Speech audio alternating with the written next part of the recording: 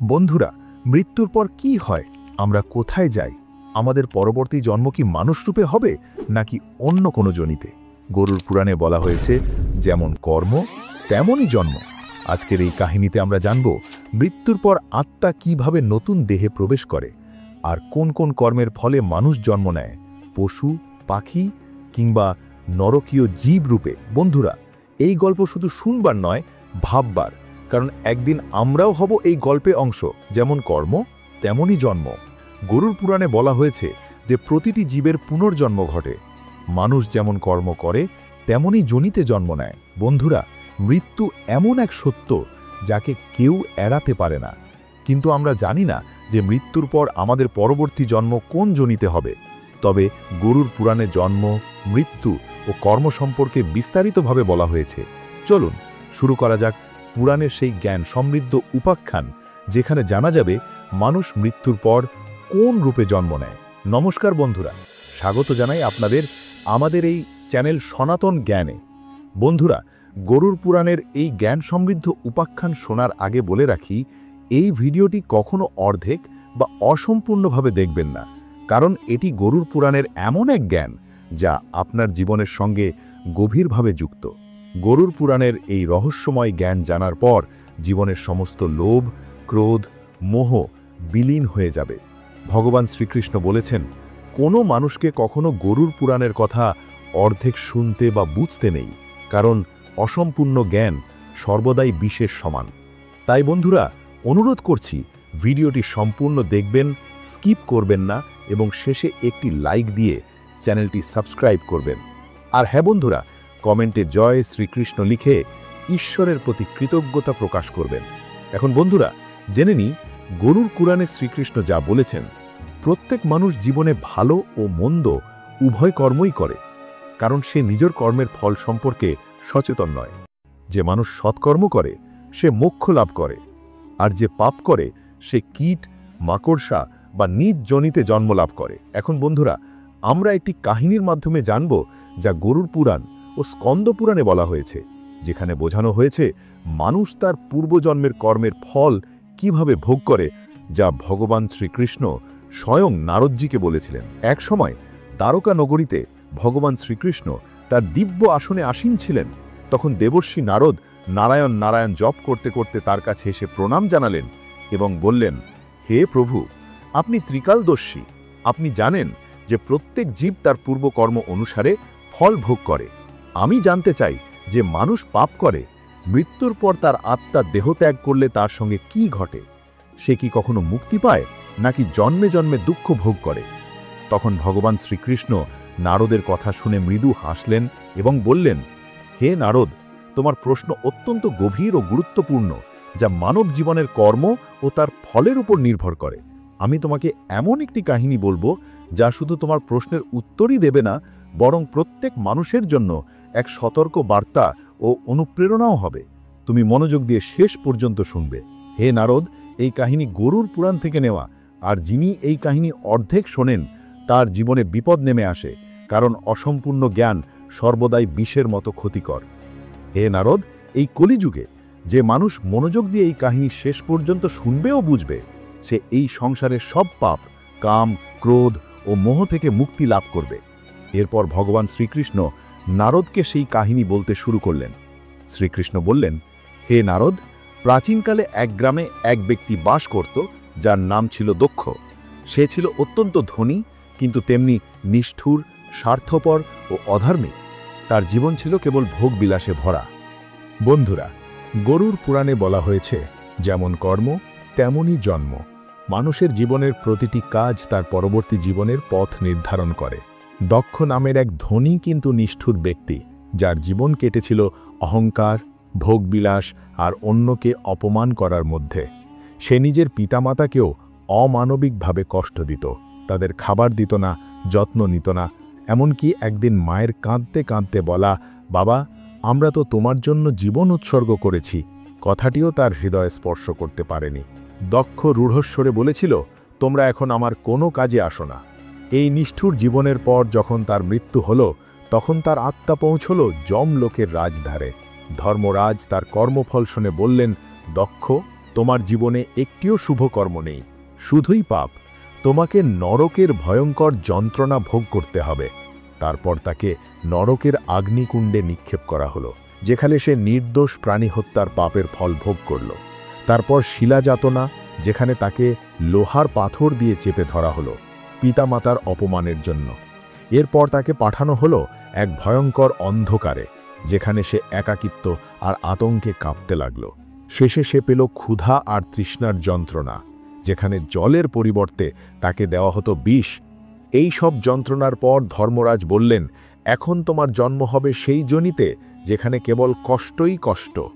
এরপর দক্ষের আত্মা জন্ম নিল এক গৃধ্র বা শকুন রূপে, পচা মাংস খেয়ে বেঁচে রইল তৃষ্ণায় ও ভয়ে তাড়িত। একের পর এক জন্মে সে নারকীয় যন্ত্রণার মধ্য দিয়ে গিয়েছে, কখনো কীট, কখনো সাপ, কখনো তুচ্ছ জীব হিসেবে। অবশেষে এক জন্মে দক্ষ এক গরিব কৃষকের ঘরে জন্ম নিল এবং সত্য ধর্মের পথে নিজেকে সম্পূর্ণ উৎসর্গ করল। সে পিতামাতার সেবা করল, অন্যের সাহায্য করল, ভগবানের স্মরণে জীবন কাটাল।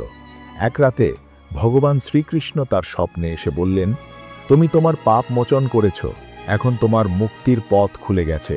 ধর্ম, সত্য ও সেবার পথে অটল থেকো। এই কাহিনী শেষ করে শ্রীকৃষ্ণ নারদকে বললেন, হে নারদ, এই সংসার কর্মের দর্পণ। যে যেমন কর্ম করে সে তেমন ফল পায়। পিতামাতার সেবা, অন্যের সাহায্য আর ঈশ্বর ভক্তি সর্বোচ্চ ধর্ম। যে পিতামাতাকে কষ্ট দেয় সে শুধু নরকে নয়, জন্ম জন্মান্তরেও কষ্ট ভোগ করে। আর যে নিজের কর্ম সংশোধন করে সে মুক্তি লাভ করে। এই জীবন ক্ষণস্থায়ী, কিন্তু কর্মের ফল চিরন্তন। প্রতিটি পাপের শাস্তি আর প্রতিটি পুণ্যের ফল নিশ্চিত। পিতামাতার পদতলে স্বর্গ, তাদের সেবা সবচেয়ে বড় ধর্ম। তাই হে মানব, স্বার্থ, পাপ আর অহংকার ত্যাগ করো, গ্রহণ করো সত্য, ধর্ম ও সেবার পথ, কারণ এটাই জীবনের একমাত্র সঠিক পথ। গরুর পুরাণ আমাদের শেখায়, মানুষ যেমন কর্ম করে তেমনই জন্ম পায়। আর এই জীবনই আমাদের সুযোগ নিজেকে শুদ্ধ করার, যাতে পরবর্তী জন্মে আমরা শ্রেষ্ঠ যোনিতে জন্ম নিতে পারি এবং অবশেষে মোক্ষ লাভ করতে পারি। কিন্তু বন্ধুরা, সবসময় মানুষের মনে এক ধরনের সংশয় কাজ করে। আমরা আসলে এমন কি কাজ করি যার ফলে আমাদের পরের জন্ম আবার মানুষ রূপে হয়, নাকি কীট, পতঙ্গ কিংবা পশুর রূপে জন্ম নিতে হয়? অনেকের মনে এই প্রশ্ন জাগে, পরের জন্মে তারা নারী হিসেবে জন্ম নেবে, নাকি পুরুষ হিসেবে, নাকি উভলিঙ্গ রূপে? বন্ধুরা, গরুর পুরাণে এই সমস্ত প্রশ্নেরই বিস্তারিত উত্তর পাওয়া যায়।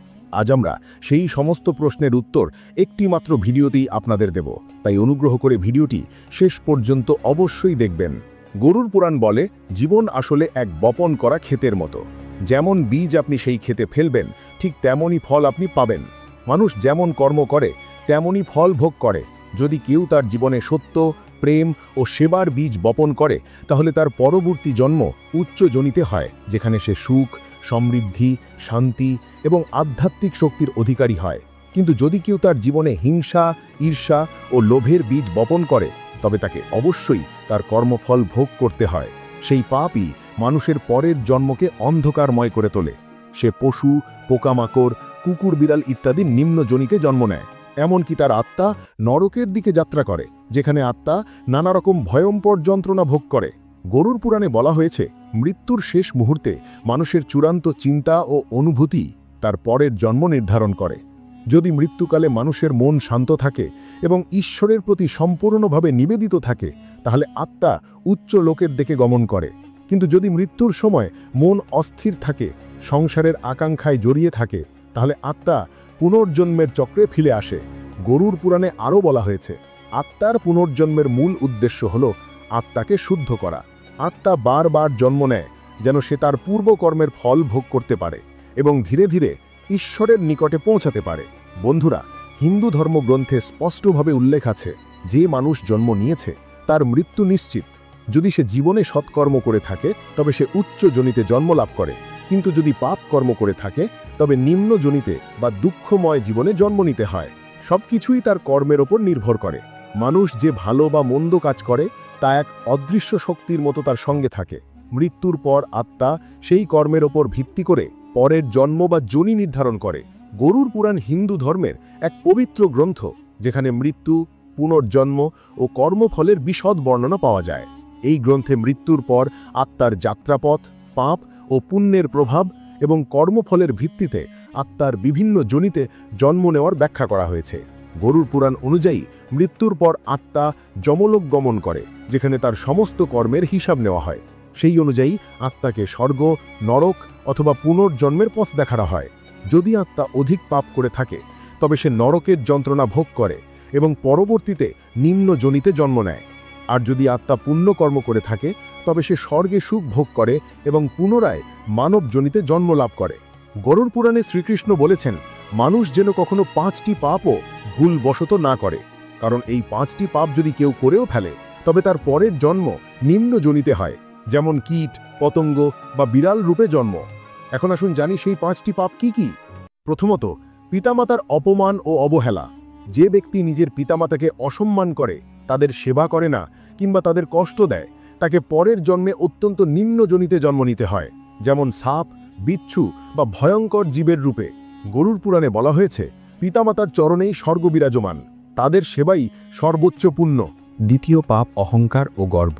যে ব্যক্তি অন্যকে ছোট করে দেখে, অবমাননা করে, নিজেকে শ্রেষ্ঠ ভাবে, তার পরের জন্ম হয় এমন এক যোনিতে যেখানে সে বারবার অপমান ভোগ করে, যেমন কুকুর বা গাধার রূপে।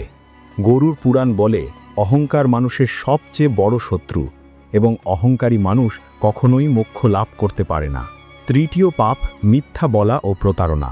যে ব্যক্তি মিথ্যা বলে, অন্যকে ধোঁকা দেয়, তাকে এমন জীবনে রাখা হয় যেখানে সে নিজেই প্রতারণা ও অপমানের শিকার হয়। এমন মানুষ মৃত্যুর পর ভয়ঙ্কর যন্ত্রণা ভোগ করে এবং পরের জন্মে তোতা বা অন্য কোনো বক্তৃতাকারী পাখির রূপে জন্ম নেয়। চতুর্থ পাপ চুরি ও প্রতারণা। যে ব্যক্তি চুরি করে, অন্যের সম্পদ বা বিশ্বাসের অপব্যবহার করে, তার হৃদয়ে আঘাত দেয়, সে পরের জন্মে দারিদ্র্য ও অপমানের জীবন পায় এবং ইঁদুর বা শেয়ালের রূপে জন্ম নেয়। মহাভারতে বলা হয়েছে, সততা ও সত্যের পথে চললেই মানুষ উন্নতির শিখরে পৌঁছাতে পারে। পঞ্চম পাপ লোভ ও স্বার্থপরতা। যে ব্যক্তি লোভী ও স্বার্থপর, তাকে পরের জন্মে এমন জীবনে জন্ম নিতে হয় যেখানে তার ইচ্ছাগুলি পূরণ করার জন্য তাকে নিরন্তর কষ্ট করতে হয়। সে সর্বদা ক্ষুধার্ত ও তৃষ্ণার্ত থাকে, যেমন শূকর বা কাকের রূপে জন্ম নেয়। গীতায় বলা হয়েছে, লোভী মানুষের পতনের কারণ। বন্ধুরা, মানুষের কর্মই তার পরবর্তী জীবনের পথ নির্ধারণ করে। গরুড় পুরাণ, স্কন্ধ পুরাণ এবং ভগবদ্গীতার মতো ধর্মগ্রন্থে বলা হয়েছে, সৎকর্ম মানুষকে মোক্ষের পথে নিয়ে যায় আর পাপকর্ম তাকে নিম্ন যোনিতে জন্ম নিতে বাধ্য করে। তাই আমাদের সর্বদা ধর্ম, সত্য ও পরোপকারের পথে চলা উচিত। গরুড় পুরাণ আমাদের শেখায়, মৃত্যুর পরের জীবন আসলে আমাদের নিজস্ব কর্মফলের প্রতিফলন। এই গ্রন্থ আমাদের বোঝায় যে জীবনে ধর্ম, সত্য ও পরোপকারের পথই মানুষের সর্বোচ্চ কর্তব্য। আত্মার মুক্তি ও উচ্চজনী লাভের জন্য মানুষকে তার কর্মের প্রতি সতর্ক থাকতে হবে। ধন্যবাদ বন্ধুরা। গরুড় পুরাণে বর্ণিত এই অমূল্য শিক্ষাগুলো সর্বদা মনে রাখবেন, সত্যের পথে চলুন। আর যদি এই জ্ঞানপূর্ণ উপস্থাপনাটি ভালো লেগে থাকে তবে একটি লাইক দিন, কমেন্টে লিখুন জয় শ্রীকৃষ্ণ এবং আমাদের এই চ্যানেলটি সাবস্ক্রাইব করে রাখুন, যাতে নতুন নতুন ভিডিও সবার আগে আপনি দেখতে পারেন। সকলে ভালো থাকুন, সুস্থ থাকুন আর ভগবান শ্রীকৃষ্ণের অশেষ আশীর্বাদ লাভ করুন। জয় শ্রীকৃষ্ণ। রাধে রাধে।